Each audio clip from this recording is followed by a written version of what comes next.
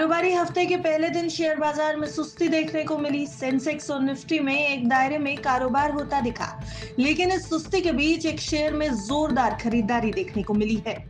Company का नाम है वोडाफोन आइडिया।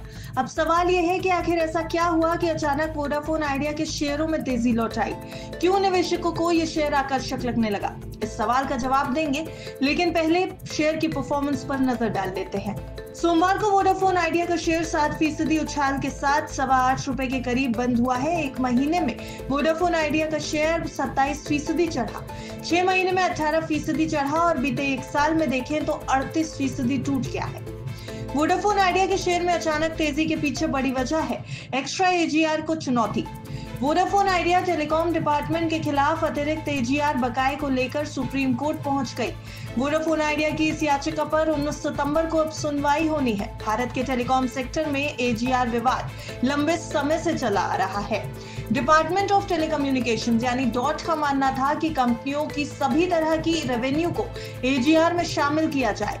डॉट के मुताबिक कंपनियों की टेलीकॉम सर्विसेज, नॉन कोर और ब्याज डिविडेंड इनकम को भी एजीआर में शामिल किया जाए, जबकि कंपनियों का कहना था कि एजीआर सिर्फ कोर टेलीकॉम सर्विसेज पर आधारित होना चाहिए। इस बहस के चलते हजारों करोड़ का बकाया निकल आया। 2019 में सुप्रीम कोर्ट ने डॉट के पक्ष में फैसला सुनाया, जिसके बाद टेलीकॉम कंपनियों पर भारी भरकम एजीआर बकाया चुकाने का दबाव आ गया।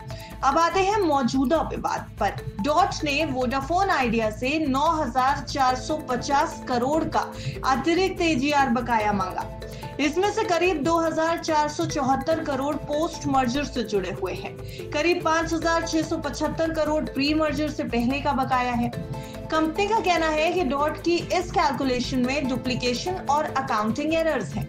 वोडाफोन आइडिया ने मांग की है कि वित्त वर्ष 2017 से पहले के सभी बकाये को दोबारा मिलान किया जाए। वोडाफोन आइडिया की याचिका के मुताबिक डॉट की नई मांग सुप्रीम कोर्ट के पहले दिए गए फैसले के दायरे से बाहर है।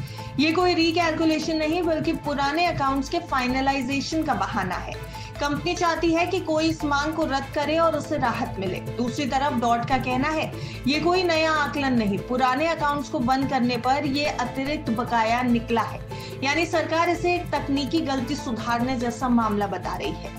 वोडाफोन आइडिया का शेयर अभी न्यूज ड्रिवन स्टॉक है। एजीआर बकाये पर सुप्रीम कोर्ट की सुनवाई 19 सितंबर कंपनी के भविष्य की दिशा तय कर सकती है। अगर राहत मिलती है तो शेयर में और तेजी आ सकती है। फंडिंग रास्ता साफ होगा और कंपनी अपने नेटवर्क और 5G एक्सपेंशन पर तेजी से काम कर पाएगी। लेकिन अगर फैसला उलट जाता है तो वोडाफोन आइडिया के लिए मुश्किलें और भी ज्यादा गहरी हो सकती हैं। अब आगे क्या कुछ होगा ये तो सुप्रीम कोर्ट के फैसले पर निर्भर करता है। फिलहाल शेयर में तेजी आई हुई है। आप क्या करना चाहते हैं? वोडाफोन आइडिया को अपनी रडार पर रख रहे हैं या अभी सुप्रीम कोर्ट के फैसले का करेंगे इंतजार? अपनी राय कमेंट सेक्शन में जरूर बताएं। जाते जाते जरूरी जानकारी, हमने ये पूरी रिपोर्ट महज जानकारी के लिए तैयार की है। अगर आपको किसी भी स्टॉक में निवेश करना है, बाजार में कहीं भी दाव लगाना है, तो अपने वित्तीय सलाहकार यानी फाइनेंशियल एडवाइजर की राय जरूर ले लें। ब्यूरो रिपोर्ट विस्तार।